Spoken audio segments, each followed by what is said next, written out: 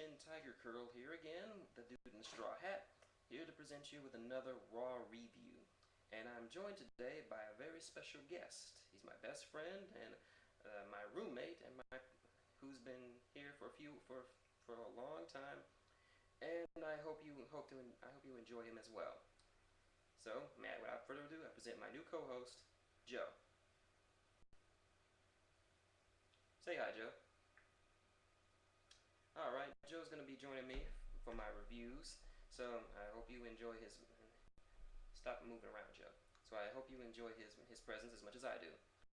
Anyway, this week's Raw was a good follow-up to Survivor Series, a great pay-per-view in and of itself, and I pretty much love this Raw, but let's get into that, shall we? First off, Nexus comes out with Wade Barrett getting a lot of heel heat, since he just fired the biggest name in the company. And he goes on and starts ranting and saying that I was called I didn't get a chance to fight because Cena screwed me over. He had no intentions of doing the right thing. Excuse me, I gotta go put some marbles in my mouth. Anyway, the Raw GM chimes in, and with Cole reading, I don't know why. He goes on to say that tonight they will have a rematch, Orton and Barrett for the world title. And also tonight starts off the qualifying matches for the King of the Ring tournament. Now, as everyone knows, for those of you uninitiated, the King of the Ring tournament is a very prestigious and old tournament-style event where 8 of the best competitors from the WWE battle for the right to be called king. Now, it might seem useless, but the people who have won the King of the Ring have gone on to have great careers. I think Macho Man has won the King of the Ring, Bret the Hitman Hart, Stone Cold Steve Austin, Edge, Triple H, Kurt Angle, to name a few. It's a very good. If you wanna come out big, win the King of the Ring. Okay, but before the first match got started, Cole made an announcement that made my day.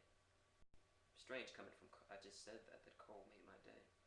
Anyway, they were getting a new commentator to join their team on Raw, and it's none other than the straight edge saint himself, CM Punk. What did you think about that, Joe? Joe agrees with me. So anyway, the first match what was the first match? I'm trying to remember. The first match was the Celtic Warrior Sheamus versus R-Truth, with Eve coming out dancing. Anyway, it was a very good match, but Sheamus comes out on top. It was good for him. He needed this win to still get him back over after John Morrison beat him last night. And his first time out as a guest commentator on Raw, CM Punk did a great job. I mean, Cole, you take notes on what a heel commentator should do. So anyway, the next qualifying match pitted Ezekiel Jackson against The Miz, or that's what it would have been, until Alex Riley came out and said that The Miz had gotten anxiety attack and was unable to participate. So he would wrestle Zeke in his place. Now, I gotta point out something that CM Punk actually called out when Michael Cole referred to Alex Riley by his self-imposed nickname A-Rye. Punk said something like, "Well, why do they call him A-Rye? That doesn't make any sense. Are you sure that guy's not under the influence?" Calling attention to his recent DUI arrest. But anyway, back to the match. It was a simple squash match. We knew it. They knew it. Everyone knew it. Pretty much, Riley got squashed. Zeke goes on to the tournament next week. So, about to the 1 hour mark, Cena comes out, ready to give his final farewell address, and I have to admit, is one of his best, if not the best, promo he's ever given. Even harkening back to the days when he used to battle rap people for fun. But it was very poignant. He talked about his career, talked about the people he's fought, talked about how big a part of the WWE has been in his life. talked about his family, and even at one point brought up the fact that people boo him. So he asked for all to go out. He asked for all the women and the kids to say, let's go Cena, and all the men over 18 to say, Cena sucks. And that's how he left the ring, with that chant going on, and the whole crowd, whether you loved him or hate him, just had to give it up to him for going out with such class. And as soon as he leaves, the crowd goes dead quiet, and they finally realize that John Cena is really, really leaving. You sad about it, Joe? Yeah, we are not. You're not perfect, Joe. Anyway, Cena goes to the back, and all the wrestlers are waiting for him, and they're clapping for him. Then he runs into Randy Orton. They stare at each other. He extends his hand, and Randy takes it. They share a nice hug, and he just walks off. With Barrett appearing on camera, looking at him walking away, going, "You can't see me, Cena. You can't see way better." Anyway, we move on to a Divas match, pitting the new champion, the new Divas champion, Natty, Natalya Neidhart, against former women's and Divas champion. I can't tell which. Alicia, I'm gonna kill somebody if I don't know how to if I don't wrestle properly. Fox. It was pretty mixed at the beginning, but then I don't know if she did this on purpose or if this was a kayfabe or nothing. But Alicia Fox rips out a good chunk of Natalya's hair, and Natalya gets upset and just starts beating the piss out of that girl. I enjoyed that because I have no love for Alicia Fox or her dangerous ring style. So good on you, Natalya. You just got another fan in me. You like her too, Joe? Joe knows what he likes. So we move on to the third King of the Ring qualifying match between Bryan and Ted DiBiase Jr., a rematch from last night.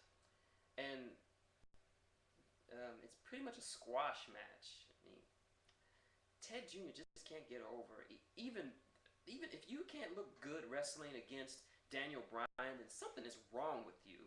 I mean, what happened, Ted? They had so much promise in you. They gave you everything you need to be a superstar, and you just can't get over. The fuck is wrong with you? They took away. They only gave Dashing. They only gave Dashing Cody Rhodes Dashing and took away his D-pads, and he's getting over more than you can. Good God, man, what's wrong? Anyway, the final King of the Ring qualifying match for Raw pitted John Morrison, aka The Sex, against Tyson Kidd, who just got over turned his back on D.H. Smith and destroying the Hart Dynasty. It's a simple match. There were some impressive moves, but of course we knew The Sex was going to win.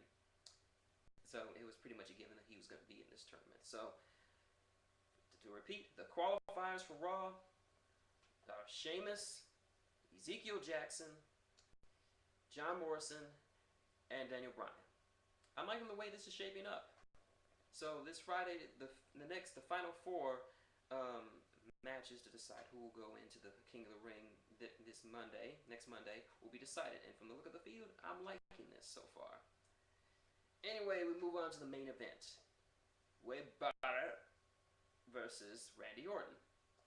Randy comes out, and he gets jumped by Nexus. In the process, them severely damaging his knee. Then Wade Barrett comes out, and Cole informs us that the Raw GM has banned Nexus from ringside. Not that it matters, but Randy's pretty much weakened. Randy comes out limping, but still ever the rapist he is, with rape in his eye. You can't keep a good rapist down. So anyway, the match is pretty much Wade targeting that knee of his. Towards the end, he hits the wasteland on Randy Orton. He prepares to go for a pin when John Cena jumps out of the audience, pulls the ref out, got in the ring, and gave Barrett not the FU. I'm not calling it the attitude adjustment because attitude adjustment is stupid and it's a retarded sounding name. Don't you agree, Joe? Joe knows his wrestling. Anyway, Nexus comes to the ring to chase Cena out through the crowd. Back in the ring as the ref's getting up, Randy hits the RKO. 1, 2, 3. Randy retains. But just when you think it's time to relax, awesome! The Miz cashes in his Money in the Bank briefcase. We kind of got a feeling that he would since he bowed out of the King of the Ring tournament. But that was just a pretty big sign that he was going to cash it in. So the match was actually a lot longer than most Money in the Bank matches, not counting RVD's Money in the Bank match against John Cena at One Night Stand 2 a few years ago. But it was pretty much back and forth. Miz targeting Orton's knee while Orton was putting on some pretty good defense. Orton goes for the RKO, but it's reversed into the skull-crushing finale. 1, 2, 3. Miz is your new champion. And it is awesome. And of course, Michael Cole gives the Miz the most succulent, biggest blowjob that you can ever give a person. I'm not surprised they let him do that on PG TV. So anyway, yes, the Miz have a reality TV show star who JBL called a waste of space has come up and now stands atop the WWE universe. And he really deserves it. He's gotten a ton of accolades. He was a former tag team champion with both The Big Show and John Morrison. He's a 2-time United States champion, Slammy Award winner. He pretty much deserves to be world champion. And he's come a long way from his humble beginnings, and he deserves it, and he should be happy. Party it up, Miz. Get Riley together and have a nice 3-way with Michael Cole, because he's probably in your room right now, naked, with all oiled up and shit, and he's like, "Hello, Miz. I'm here. I'm your congratulation present." Disgusting. Isn't that disgusting, Joe? Joe agrees with me. So anyway, overall, this was perhaps one of the best Raws of the year. Very good. The matches were very good. Nice setup for the King of the Ring. Great follow-up to a great pay-per-view in Survivor Series. Good on CM Punk for becoming the new color commentator, which they really needed, considering how bad Cole is. And congratulations to the Miz for becoming the new WWE World Champion. It was just a great show overall. So, and I'm very looking forward to not only TLC to determine who's gonna face the Miz, but also the King of the Ring tournament, which is coming up next week. So as it stands, it's a pretty good tournament, and I don't know who to cheer for, because I like everybody that's in it or will be in it. So that was my review of Raw. This is shintigercurl, that guy in the straw hat, and my co-host Joe. Say goodbye, Joe. And we will be back this Thursday to review TNA. You're not looking forward to that, are you, Joe? Joe knows the deal. See you soon.